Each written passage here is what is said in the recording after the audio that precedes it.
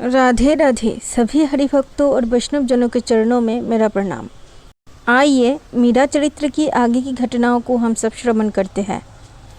भक्तों, दिन जितना बढ़ने लगा, मीरा जी की उम्र जितनी बढ़ने लगी, उसके साथ साथ मीरा जी की भावावेश की दशा भी बढ़ने लगी। कभी कभी मीरा जी की अवस्था 2-2, 3-3 दिन और कभी कभी 8 दिन तक भी सामान्य नहीं रहती थी।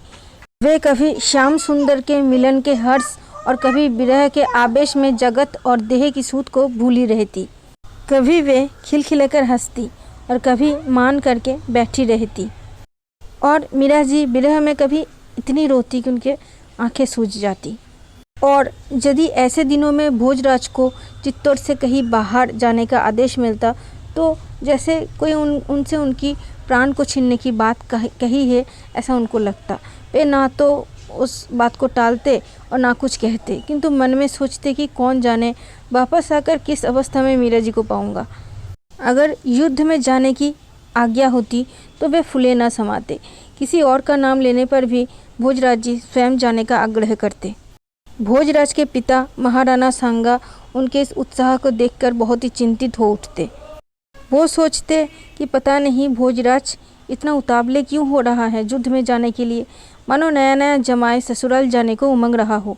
मौत के मुंह में छलांग लगाने का ये उत्साह, ये तो ठीक नहीं है। एक बार युद्ध में आगरा के समीप सीमा पर भोजराज घायल हो गए। शत्रु ने 20 बुझे शस्त्र का प्रहार किया था। राजवैद्य ने दवा भरकर पट्टियाँ बांधी, औषधि पिलाई और लेप लगा दिया। धीरे धीरे भोजराज के घाव भरने लगा।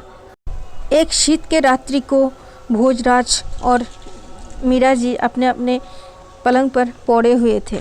घाव में चीस के कारण भोजराज की नींद रह रह करके खुल जाती। वे मन ही मन श्री कृष्ण श्री कृष्ण श्री कृष्ण ऐसा जप रहे थे। आधी नींद और आधी जागरण के अवस्था में भोजराज को कुछ बातें सुनाई पड़ी। हटिए दूर, मैं नहीं बोलूँगी आपसे, मीरा जी नींद में बड़बड़ाई। देखा साचा सरदार ने आपकी श्रुतियाँ कई कहबे। वह खिलखिला कर हंस पड़ी। चोर जार पता ये नमा, ये तो है, तुम क्या नहीं हो कहो तो। मीरा जी उठकर बैठ गई, पर जागृत हो ऐसा नहीं लगा। भोजराज भी अपने पलंग पर बैठे बैठे उन्हें देखते रहे। सभी कुछ आप ही तो है, फिर भी सबसे न्यार रसो वैश्य है, ऐसा मीरा जी बड़बड़ा रही थी नींद में ही। ये जो बातें मीरा जी कह रही है वो नींद में ही, आधी जागरण आधी नींद की अवस्था में ही वो अपने प्रियतम श्री श्याम सुंदर को कह रही है। अब वो कह रही है, आपका यह न्यारा रस रूप ही भाता है मुझे। आप तनिक भी आँखों से दूर हो जाए, सहा नहीं जाता मुझसे। नहीं पहले मैं, अब तो बंद गए हैं ना। नहीं, ये ना फरमाए मैं आपके सम्मुख हूँ ही क्या। भोजराज सो गए। उन्हें झपकी आ गई। श्याम सुंदर, मेरे नाथ, मेरे प्राण, आप कहाँ हैं? इस दासी को छोड़ कहाँ चले गए? अचानक मीरा जी की ऐसे बातों को सुनकर के भोजराज जी की नींद खुल गई। उन्होंने देखा कि मीरा जी झरोखे की ओर दौड़ी। भोजराज ने सोचा कि झरोखे से टकरा कर वे गिर जाएंगी, इन्हें चोट न लग जाए। इस आशंका से उन्होंने चौकी पर पड़ी गद्दी उठाकर आड़ी कर दी, पर मीरा जी उछलकर उस झरोखे में चढ़ गई। झरोखे में बड़ा भारी पर्दा लगा हुआ था। भोजराज को लगा कि अब इससे सारा संकट टल जाएगा, किंतु मीरा जी नींद की अवस्था में ही हाथ के एक ही झटके से पर्दा हटाया और बाहें फैलाए हुए मेरे प्रभु मेरे सर्वस्व कहती हुई एक पांव झरोखे के बाहर बढ़ा दिया। पलक झपकते ही उछलकर भोजराज झरोखे में चढ़े और सबल भुजाओं में भरकर उन्हें भीतर खींच लिया। एक क्षण, केवल एक क्षण का विलंब हो जाता तो मीरा की देह नीचे चट्टानों पर गिरकर बिखर जाती। भोजराज मीरा जी की अचेत देह को उठाए हुए ही नीचे उतरे। फूलों की भार की तरह ममता भरे मन से उन्हें पलंग पर रखा और दोनों हाथ पाटी पर टिकाए टिकाए नीचे झुककर वे उस अश्रुसिक्त चंद्रमुख को अथाह नेह से एकटक देखते रहे। अचानक से, ओह मारा नाथ, था बिना क्या जीवनी आबे, ऐसा मीरा जी जब बोल पड़े अचानक नींद में ही, तो भोजराज चौंक उठे। वे जैसे नींद से जगे। भोजराज को होश आया। अरे ये मैंने क्या कर दिया? मैं वचन का निर्वाह नहीं कर पाया, मेरा वचन टूट गया। भक्तों, भोजराज ने मीरा जी से विवाह करने से पहले मीरा जी को ये वचन दिया था कि आपकी मर्ज़ी के बिना मैं आपकी देह को कभी स्पर्श भी नहीं करूँगा। भोजराज ने मीरा जी से विवाह से पूर्व ये बातें गिरधर गोपाल के सामने मीरा जी को कहे थे। और उन्होंने ये भी कहा था कि भले ही दुनिया वालों के सामने हम दोनों पति पत्नी होंगे, किंतु हम दोनों के बीच में जो रिश्ता होगा वो है एक गुरु और शिष्य का। और जैसे कि आप अपने गिरधर लाल की पूजा करते हैं, ठीक वैसे ही आज से गिरधर लाल मेरे स्वामी और आज से आप मेरे स्वामिनी हो। ऐसे ही मैं आप दोनों का पूजा करता रहूँगा और मैं आप दोनों का सेवक हूँ। किंतु आज जब मीरा जी की प्राणों पर संकट आई तो भोजराज को ये समय ही नहीं मिला कि एक दासी को पुकारा जाए ताकि वो मीरा जी को बचाए, क्योंकि गंभीर रात्रि थी तो और उस रात में किसी दासी अभी सो गई होंगी और भोजराज के पास समय ही नहीं था कि अगर थोड़ी देर विलम्ब हो जाती तो मीरा जी की प्राण चली जाती चट्टानों पर गिरकर। तो भोजराज ने जो किया वो वक्त के हिसाब से सही था, किंतु भोजराज के मन में यही दुख है कि उनका वचन टूट गया। उनका जो वचन था कि मीरा जी को मैं कभी स्पर्श नहीं करूँगा, वो वचन उनका टूट गया। इस बात से वो बहुत ही ज़्यादा दुखी हुए।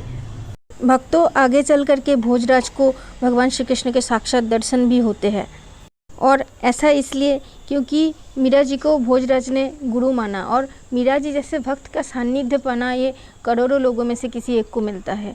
और एक भक्त का सेवा करने का मौका मिलना ये बहुत ही इससे भगवान बहुत प्रसन्न होते हैं। जब हम भगवान के किसी भक्त के, संत के या वैष्णव जनों की सेवा करते हैं, उनको प्रसन्न रखते हैं, तो फिर सबसे ज़्यादा खुश हम पर भगवान ही होते हैं। और भगवान खुश होकर फिर कभी कभी हमें वो भी दे देते हैं जो कि हमारे किस्मत में लिखा ही नहीं होता। और भोजराज मीरा जी की बात को मानते हुए श्री कृष्ण नाम का जप करते रहते थे। इसीलिए भी भगवान श्री कृष्ण का दर्शन उनको बहुत ही जल्दी हो गई थी। कैसे भगवान श्री कृष्ण का दर्शन भोजराज को होता है ये सब हम अगली वीडियो में ज़रूर श्रवण करेंगे। किंतु अगर भोजराज को भगवान श्री कृष्ण के दर्शन होते हैं तो फिर आपको क्यों नहीं हो सकता। तो फिर आप भी भोजराज की तरह अपने गुरु के प्रति समर्पित रहिए, भक्तों संतों की सेवा कीजिए और खूब ज़्यादा नाम जप कीजिए। अगर नाम जप नहीं करते हैं तो आज से ही शुरुआत कीजिए। आपको जो भी नाम प्रिय लगे, राम, कृष्ण, हरि, शिव, राधा, वो नाम आप दिन में ज़्यादा से ज़्यादा वक्त ज़रूर जपिए। अगर शुरुआत करनी हो तो 10 नामों से ही करिए। वादा है ये 10 नाम एक दिन आपको 1000 से भी अधिक नाम जपाएगा। भक्तों, नाम जपने से आपका कोई पैसा नहीं लगता। अब ये काम करते हुए, उठते बैठते, सोते जागते कभी भी जप सकते हैं। एक बार जप के देखिए, अच्छा लगेगा। और यही तो मानव जीवन का उद्देश्य है कि नाम जपा जाए और इस जन्म मृत्यु के बंधन से छूटकर मोक्ष की प्राप्ति की जाए। नाम जप के साथ साथ थोड़ा सत्संग जरूर सुनिए। YouTube पर फालतू की वीडियो देखने से अच्छा है YouTube पर ही बहुत सारे संतों के बानी और सत्संग सुनते रहिए। स्वामी प्रेमानंद जी, देवी चित्रलेखा जी और फिर अनिरुद्ध आचार्य जी, देवकीनंदन ठाकुर जी, इन सब की जो भगवत कथाएं हैं, सत्संग है, सब सुनते रहिए। मन निर्मल होगा, प्रभु मन में आकर बसेंगे। भक्तों, और एक ज़रूरी बात कि हमारे हिंदू संस्कृति की रक्षा करना, उनका बचाव करना, ये हमारा ही कर्तव्य है। क्या आप इस बात की गारंटी ले सकते हैं कि जब हम ही लोग अगले जन्म में वापस आएंगे या फिर हमारी जो अगली पीढ़ी होगी उनको भी ये हिंदू संस्कृति का लाभ वो लोग ले पाएंगे? और इसके ज़िम्मेदार कौन है? हम लोग ही हैं। इसलिए आपका साथ और आपका इस धर्म के प्रति सेवा बहुत ज़रूरी है। अपने बच्चों को और बाकी लोगों को जितनों को हो सके आप जागरूक कीजिए और साथ ही साथ हिंदू धर्म की, शास्त्र की और धर्म की शिक्षा सभी को दीजिए। और जो लोग हमारी सनातन हिंदू संस्कृति के खिलाफ हो उनका सपोर्ट बिल्कुल ना करें।